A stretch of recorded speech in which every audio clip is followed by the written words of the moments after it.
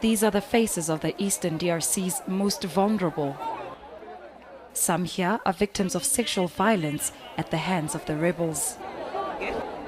They gathered in the capital Kinshasa to celebrate the M23's defeat.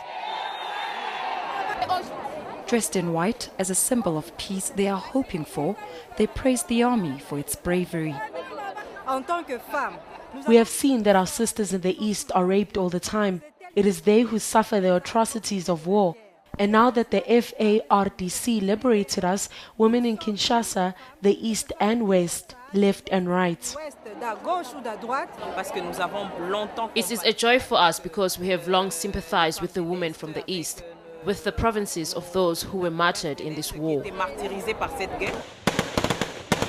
Back in the bush, the DRC army, supported by UN forces, continues its 2-week offensive against the rebels. Government forces cornered the M23 in the hills of Chanzu and Runyoni. This is for the M23. They had the cache of weapons here, but with the government's firepower, they all finished up. You see, the same jeeps and vehicles are all finished. The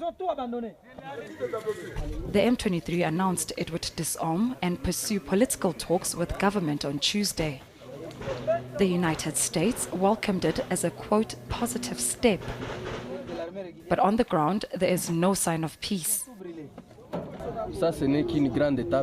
It is not the end of the war because there are still other groups who still have weapons on Congolese territory.